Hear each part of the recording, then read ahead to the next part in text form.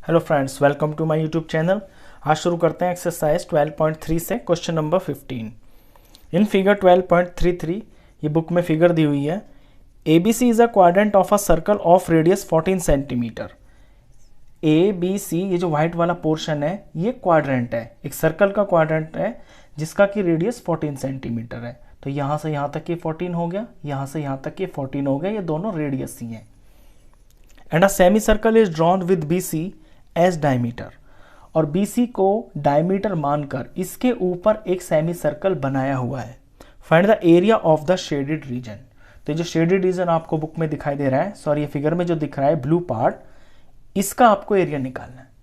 अब जब भी ये शेडेड रीजन के क्वेश्चंस आते हैं तो मैंने आपको बताया कि सबसे पहले हम ये फोकस करते हैं कि कौन सी फिगर में से किस फिगर को माइनस करने से हमारा शेडेड पार्ट आ सकता है।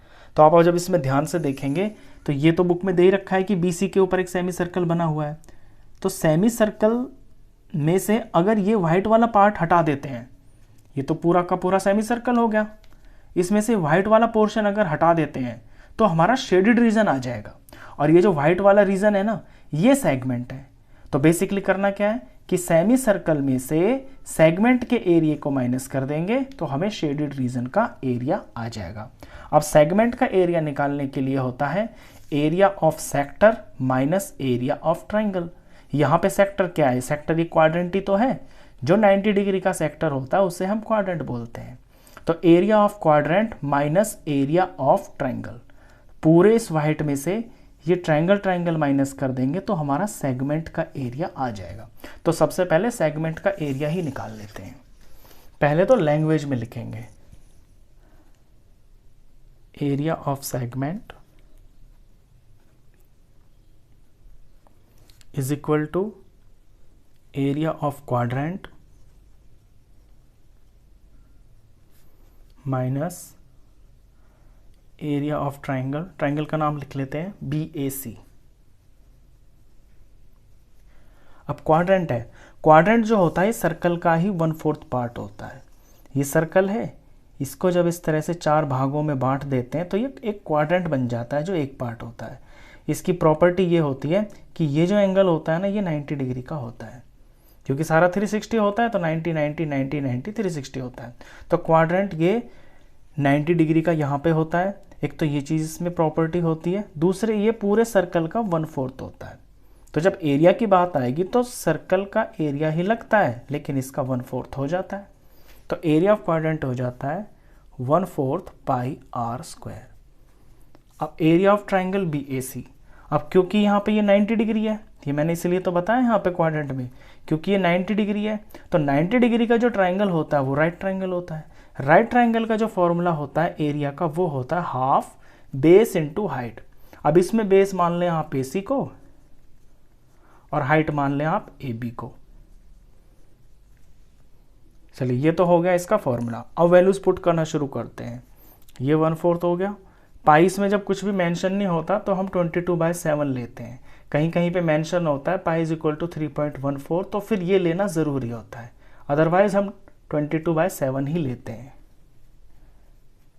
रेडियस, अब ये रेडियस ही तो है 14 और 14, तो ये क्वाड्रेंट के रेडियस है। ये 14 सेंटीमीटर का सर्कल है जिसका ये क्वाड्रेंट है।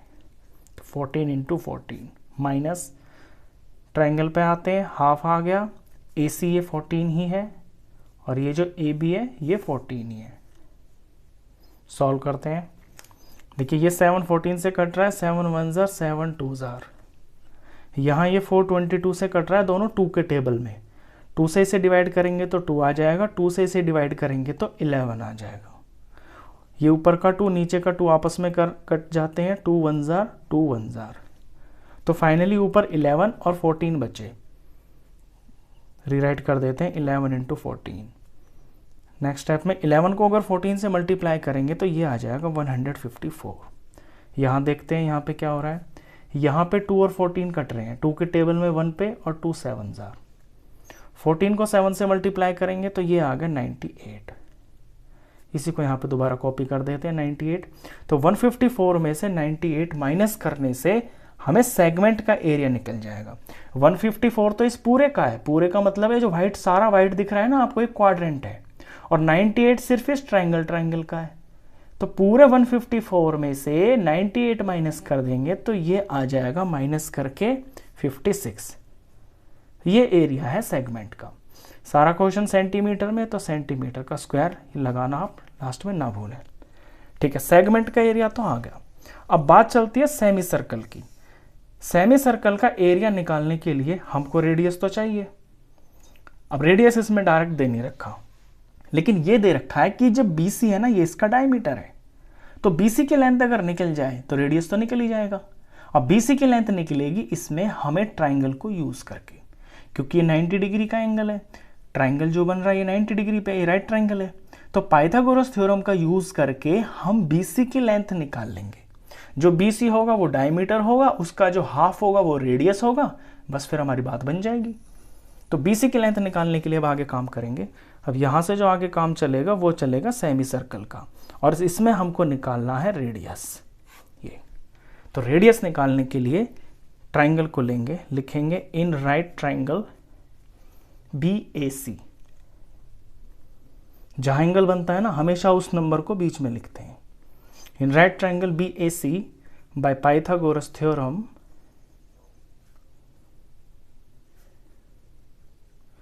पाइथागोरस थ्योरम कहती है कि राइट ट्राइंगल के अंदर 90 के सामने जो साइड होती है ना, 90 एंगल के सामने जो सबसे बड़ी साइड होती है, उसका स्क्वायर बाकी की दो साइड के स्क्वायर के सम के बराबर होता है।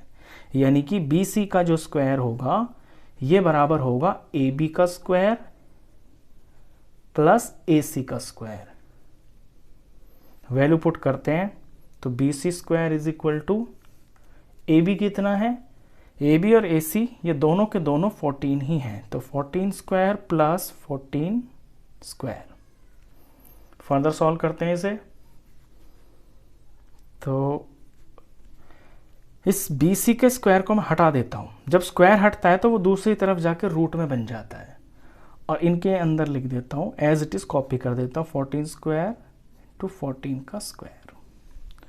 अब यहां पे आप देखेंगे कि 14 स्क्वायर ये दो टर्म है, दोनों के अंदर 14 स्क्वायर कॉमन है, तो मैं इसमें से कॉमन ले लेता हूं, रूट चलता रहेगा और दोनों टर्म में से 14 स्क्वायर को मैंने ले लिया कॉमन। अब ब्रैकेट में यहां क्या बचेगा, यहां 14 स्क्वायर पूरा बाहर आ गया, तो 14 स्क्वायर 1 जार 40 स्क्वायर। इसी तरह से 14 स्क्वायर 1 जार 14 स्क्वायर। ये इसको करने का आसान तरीका है। स्क्वायर रूट आप दूसरी तरह भी निकाल सकते हैं, वो लंबा मेथड हो जाएगा। 14 का स्क्वायर करेंगे, इसका स्क्वायर करेंगे, इन्हें प्लस करेंगे, फिर इनका प्राइम फैक्टर निकालेंगे, फिर उनके पेयर निकालेंगे, वो काफ़ी लंबा तरीका हो जाता है। यहाँ पे आप इस पर्टिकुलर क्वेश्चन को ऐसे स्मार्टली कर सकते हैं जहाँ दोनों नंबर सेम है। अब यहाँ पे इसके बाद ये BC आ गया इतना। अब 14 का स्क्वायर और इस पे अंडर रूट है, तो स्क्वायर अंडर रूट से सॉल्व हो जाता है, यानी खत्म हो जाता है, तो इतना तो आ गया ये 14। लेकिन ये जो 1 + 1 है ना, ये मिलके बन गया 2, और इसके ऊपर अभी भी रूट रहेगा, क्योंकि 2 का तो स्क्वायर रूट नहीं निकाल सकते, तो ये 14√2 आ गया। ये BC की वैल्यू आई है, ये सेंटीमीटर में है। तो जब BC 14√2 आ गया, तो देयरफॉर डायमीटर कितना हुआ इसका, therefore diameter of semi circle is equal to 14√2 centimetre. तो डायमीटर तो पता चल गया। अब जब डायमीटर इतना है तो रेडियस कितना होगा, रेडियस इसका हाफ होगा, वो भी निकाल के दिखाएंगे आप। Then radius of semi circle is equal to 14√2 का हाफ। जब इसका हाफ करेंगे तो ये इससे कट जाएगा, ये आ गया 7√2 सेंटीमीटर। बस रेडियस हमको पता चल गया। अब आगे का काम बहुत सिंपल है, अब बस इस सेमी सर्कल का हमको एरिया निकालना है। तो एरिया यहाँ निकाल देते हैं। एरिया ऑफ सेमी सर्कल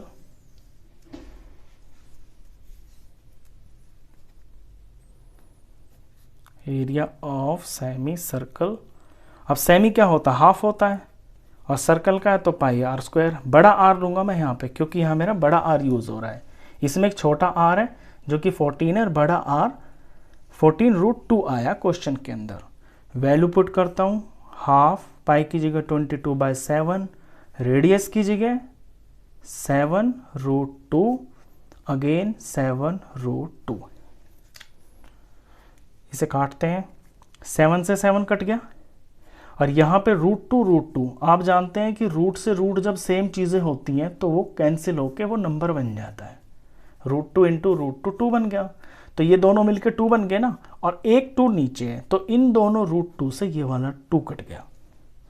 ऊपर सिर्फ साफ साफ बचा 22 इंटू 7। 22 7 को जब प्रोडक्ट करेंगे तो ये आ जाएगा 154, और ये एरिया आ गया सेंटीमीटर स्क्वायर। तो सेमी सर्कल का जो एरिया आया ये आ गया 154 सेंटीमीटर स्क्वायर। अब हमें निकालना है शेडिड पार्ट का। अब देखिए शेडिड पार्ट का तो मैंने शुरू में बता दिया था, जहाँ से सवाल की शुरुआत होती है। सेमी सर्कल में से सेगमेंट माइनस कर देंगे, शेडिड रीजन आ जाएगा। बस अब अपना आंसर ही है ये। तो area of shaded region is equal to area of semi circle minus area of segment. Semi circle हमने निकाला 154, सेगमेंट पहले निकाल चुके हैं 56। इन्हें जब माइनस करेंगे तो माइनस करके ये वैल्यू आई 98, और एरिया है तो 98 सेंटीमीटर स्क्वायर। तो इस तरह से शेडिड पार्ट का एरिया आ गया। तो ये क्वेश्चन बहुत इंपॉर्टेंट है, एग्जाम में ये बहुत बार आता है। सबसे जो इंपॉर्टेंट क्वेश्चन है ना इस चैप्टर के, उनमें से ये एक है। तो आई होप आपको ये बहुत अच्छे से समझ में आया होगा। तो इस वीडियो में बस इतना ही। नेक्स्ट क्वेश्चंस के लिए मिलते हैं फिर नेक्स्ट वीडियो में, तब तक के लिए गुड बाय।